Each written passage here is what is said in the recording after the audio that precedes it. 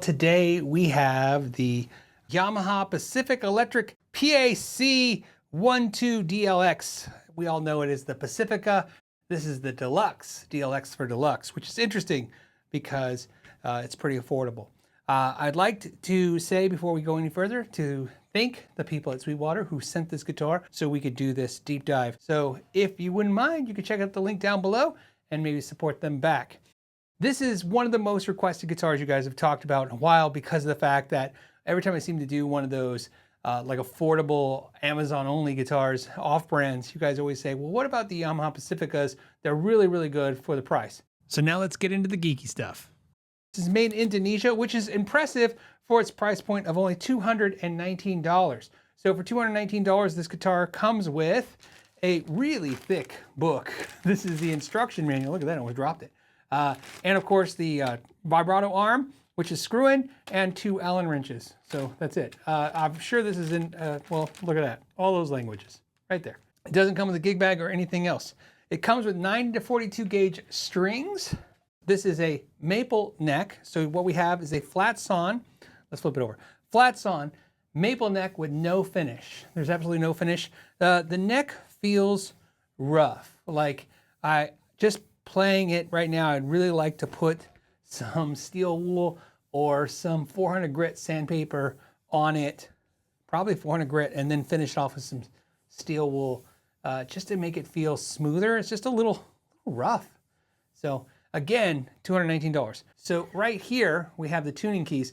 These are those dreaded tuners that we all remember. If you got a guitar years ago, your first guitar, you know these are the cheapest tuners.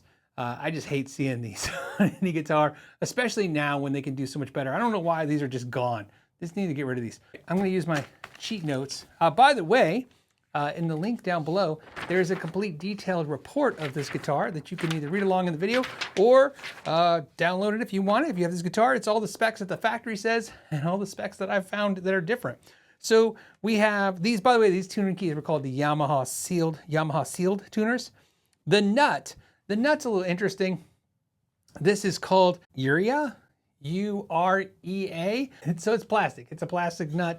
We have a rosewood fretboard, but as you can see here, it's super light, right? And part of that is because it's super dry. It is very dry. Rosewood, this looks like Indian Laurel or Chechen to me. Really looks like Chechen. It's just really, really, really brown instead of no reddish hue to it. Again, really light, but maybe it needs to be hydrated, and that could be part of the problem. It has dot inlays, and those are mother of pearl. You have 22 nickel silver frets. The radius is a 13.75, which I'm going to say is really 14. I don't have a 13.75 radius gauge. So, and look at that, 14 fit the bill. So 13.75, but just if you've ever played a 14-inch radius, which is flatter than a 12-inch radius, that's what it's gonna feel like, pretty flat. So we have the 6-screw vibrato system with the bent saddles, and then of course the screw-in tremolo arm. And they mount that bridge to a multiple piece body that's made of mahogany. So let's take a look to see how much that weighs. 7.25 pounds on the lighter side. That's important if you're trying to get this for a beginner, especially a smaller person like a child. I like guitars that are under 8 pounds for beginners that are, let's say, preteens, kids, preteens, because generally speaking, you know, 8 pounds is about a gallon of milk. So it's a little hard for them to lift this up. This is pretty light. So, and maybe you just want a light guitar. It is a gloss polyurethane body. And this color is the old Violin Sunburst, which I thought was cool. I picked out this color because I just thought this gave it, I like this look a lot better than some of the Fender bursts that they use. The pickups are referred to as Yamaha ceramics. So it's 3 pickups that are ceramic. We'll test those. You have a volume, a tone control, and a 5-way switch. Let's see how they set it up. Let's go ahead and see how the neck is adjusted. I'm gonna call this 8/1000ths of an inch. So 8/1000ths of an inch. Ideally, we'd like to see the neck relief at about 6/1000ths of an inch. It's not far off from that. It's got a little teeny relief, which is fine. How do they set the action on that? Off the 12th fret is 2.25 and 2.25, 2.25, 2.25, 2.25, and 2. So the high E's a little lower. That action is within line. Usually we see guitars come in at 2 millimeters off the 12th fret. That's the majority of the guitars we see, whether they're $3,000 or $100. However, at 2.25, this could be because the neck just got a little bit of relief and then the action came up a little bit. So that's possible. I know one thing we want to do is check the frets. So let's do that next. What we'll do is I'll play all the notes on the guitar and see if there's any dead frets.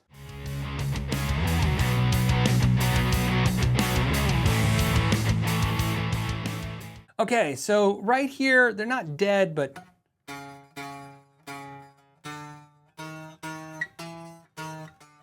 they're pretty buzzy. And that's a concern because if we adjust the neck and make the neck a little straighter, that's going to make this worse. And if we lower the saddles and leave the neck with the relief it's at a little bit to lower that action, it's going to get worse. So it's not bad. Ultimately, the playability is everything, right? But just a little sizzly is what I'm trying to say. Let's go ahead and see if we actually have any actual heavy fret issues.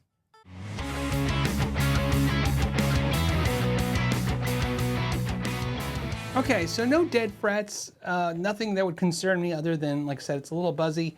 And playing the guitar,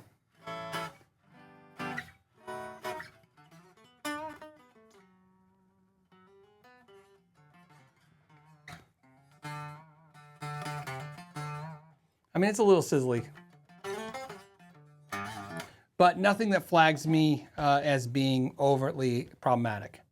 Let's go ahead and see how they polish the frets. What we want to do is just go ahead and use the strings and just kind of slide the strings like you're doing vibrato, but you don't actually pluck the note, and just feel how they, you know, if there's any grittiness or friction, and they feel fine. They could be a little bit more polished, but I mean, nothing I would expect, not even for the price, just I wouldn't expect much more from this from the factory. But what we do want to do is do the sock test.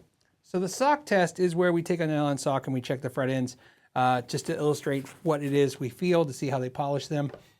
And so let's start with there. So doing the treble side.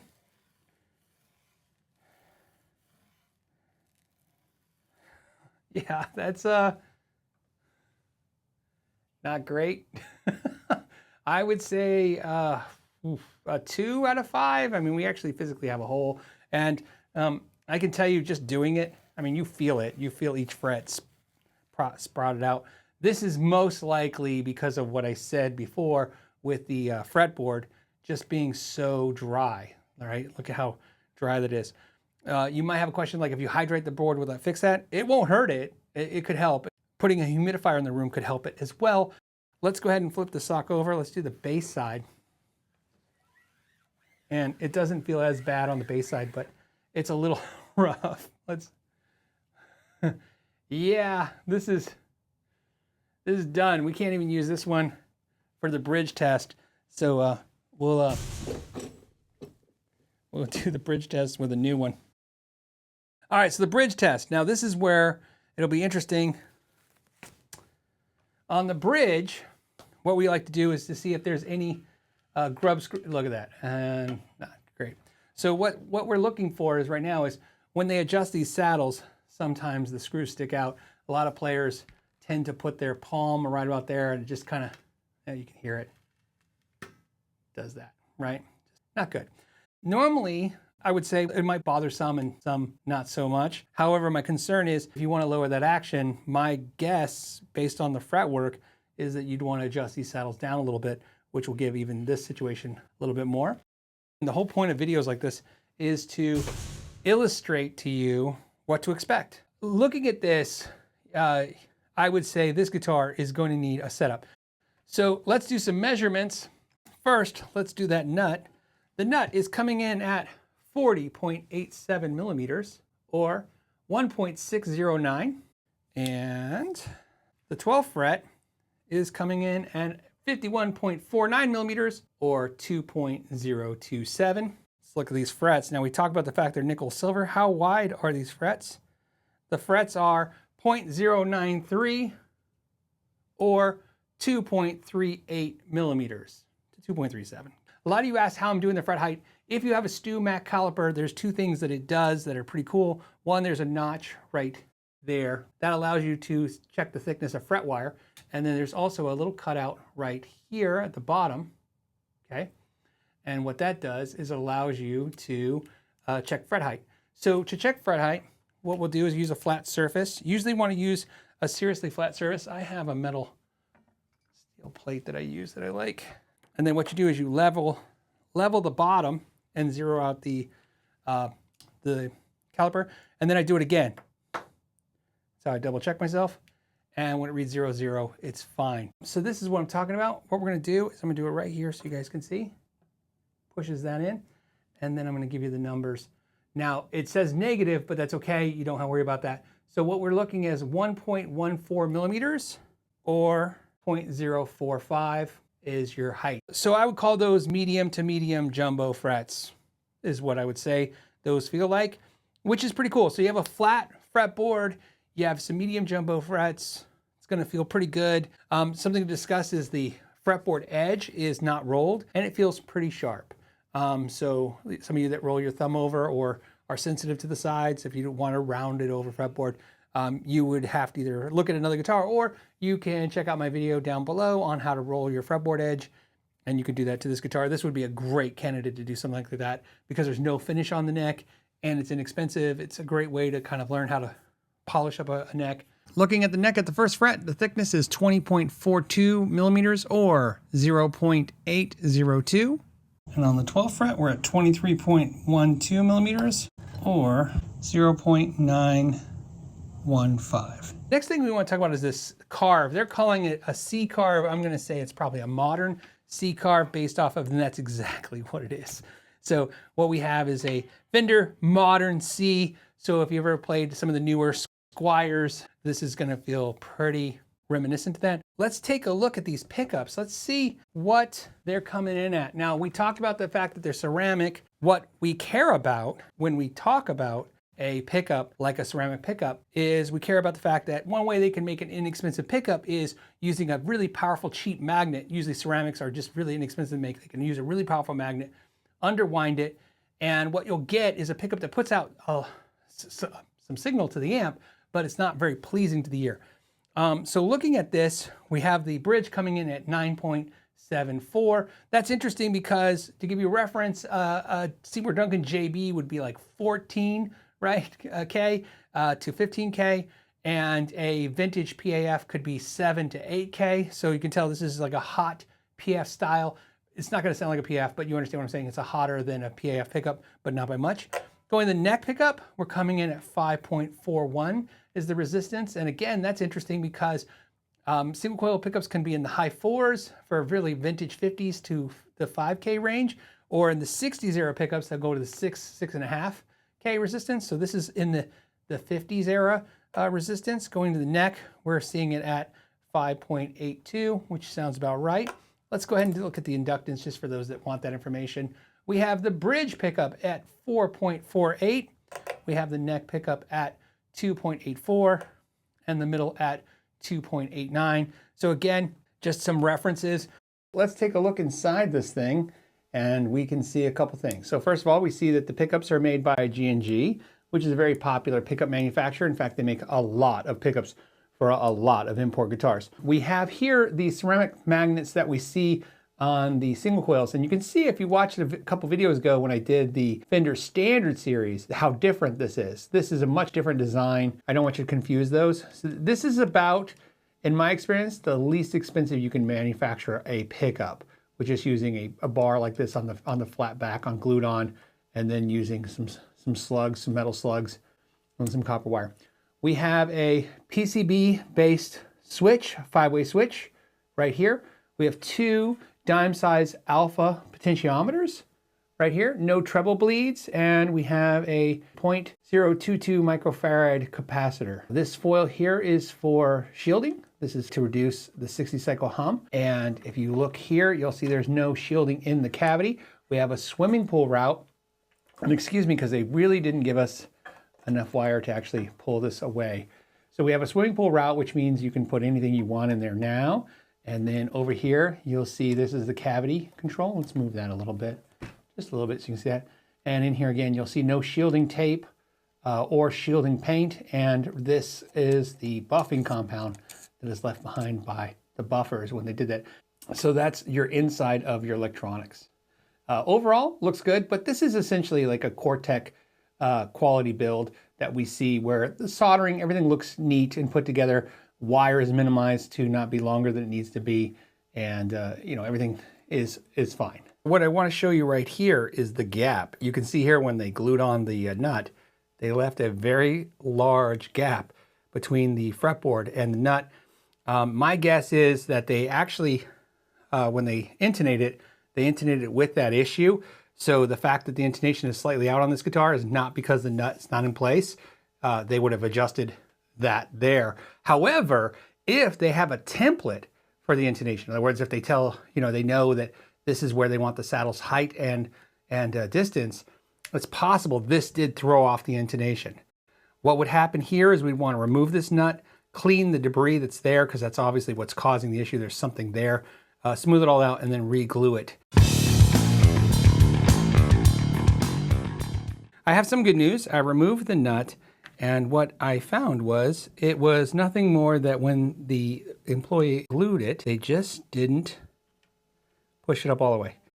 So what you want to do is just take a small piece of sandpaper. I use 400 grit. You just want to go ahead and smooth this out. And then on the nut itself, there'll be just a little bit of glue remnants, you can see right there. And you want to go ahead and also remove that. A little goes a long way. And now let's go ahead and see if we can seat this nut correctly. And as you can see right here, the nut is seated up and it looks much better, no gap. And so we'll go ahead and put 2 dots of Type Bond wood glue and we'll just glue it back on. As always, if you missed anything in this video, or if you just want to look specifically at any of the details of this deep dive, you can go ahead and go to the link down below that takes you to our website and then let you see the scorecard with everything from the measurements we found to the information we found, and of course, the factory's information as well. Another thing to point out, if you see on this sheet that the nut slots were also not cut correctly, I want to make sure you're aware of that as well. The playing of a guitar really is where the rubber meets the road. And the guitar does feel good. There's a couple things. First of all, the tremolo, they took the 2 screws in the back and they kind of compressed them down so hard that the bridge is really against the body to the point where the tremolo is really stiff. So you can lighten it up and improve a lot. I'm going to start on a clean channel. So what I'm right now running is my Synergy Syn 50 head. I'm using the T Deluxe, which is a Fender style module, marked up with an SM57 through a vintage 30 cabinet. And I'm running a little reverb, and I'm going to start with the middle and neck position, and then I'll just kind of work around and we'll see how it sounds. Let's start with that.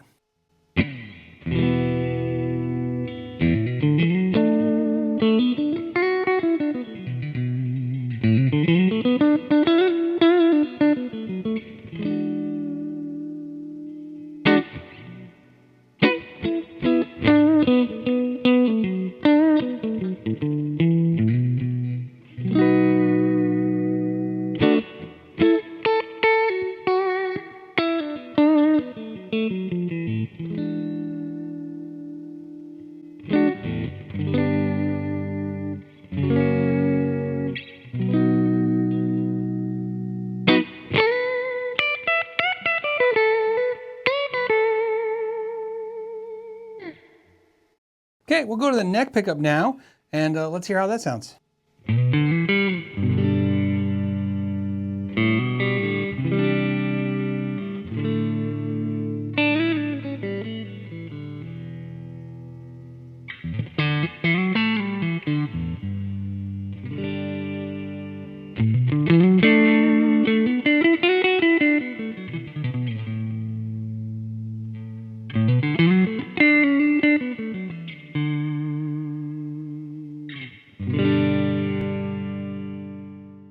Let's go to the middle pickup.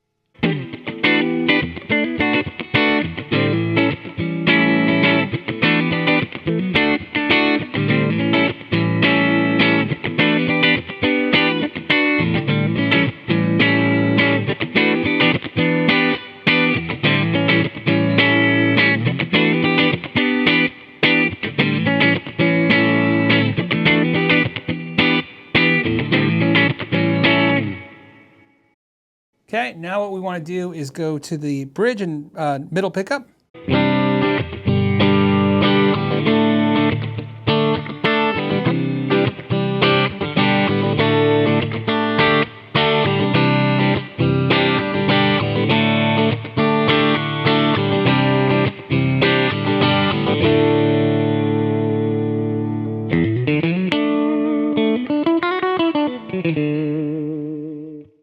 Okay, now what we want to do is go to the bridge position, and we'll check out that.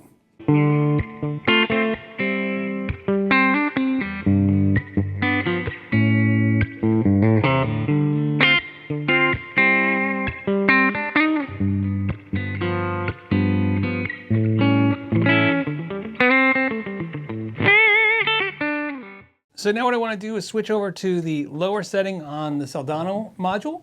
So this is going to be a mid to higher gain, and I've reduced the reverb a little bit. And we'll start with the bridge, and we'll just see where this takes us.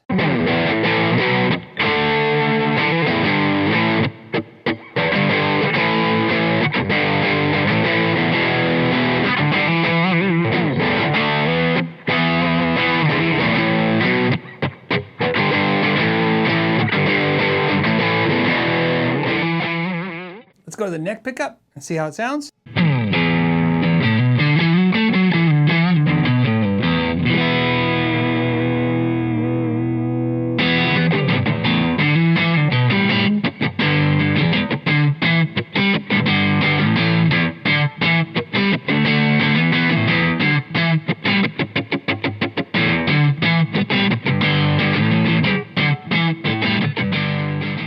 And now we'll go to the neck and middle position, and we'll see how that sounds.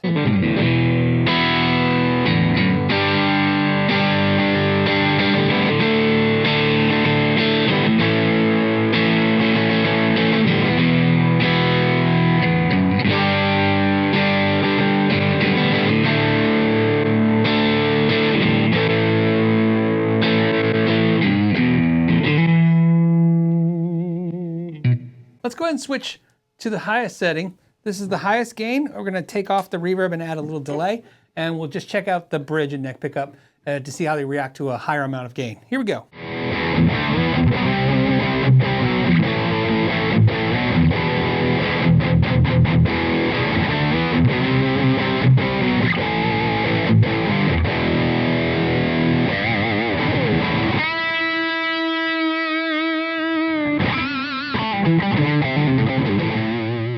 Let's go to the neck pickup.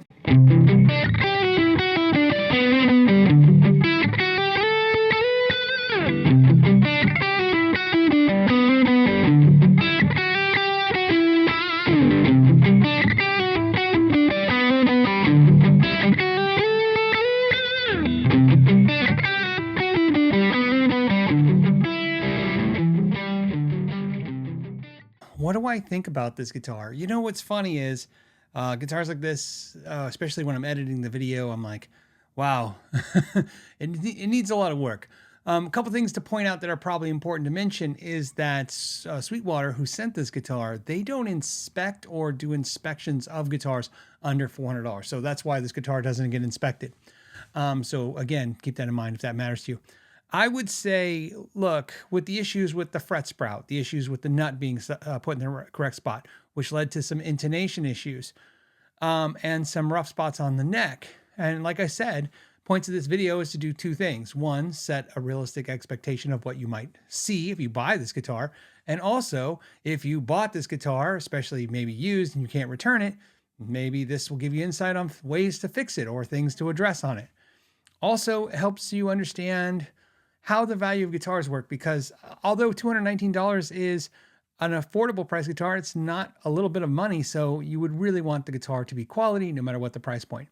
I would say that based on the last, let's say 20 deep dives, I would say that the guitar that sticks out in my mind as being really good for a price point was the Squire that is available on Amazon for $129. However, that being said, I mean, I know that's not the only reason why somebody wants a guitar. Sometimes it's the look, sometimes it's the brand, and they still might want something like this. I really like the way this guitar looked. That was a really good quality point for me. But I just, it's one of the things you have to factor in is all those repairs. I would expect to get this guitar dialed in to spend about $150 in labor and time, or learn to do it yourself by watching videos like this or other videos on YouTube or whatever classes you want to take. But either way, it does need some work. And I guess that's where I'll end this. That's what I would say. Overall, I was not overly impressed with the guitar. I thought it was going to be a, wow, I can't believe this for, $229. But instead it was a, wow, yeah, that's what I expected for $229. I have seen a lot nicer guitars. You can see, if you look in the history of these videos, companies who have done much better as a sample. And that's another factor to keep in mind, where somebody always says, hey, I have one and I love it. Keep in mind, I got one sample and I went through that one sample. So that's the only thing I can tell you. This is my first experience with this particular model, and that was what I documented in this video. As always, I want to thank you guys for staying to the end of the video, and until the next time, know your gear.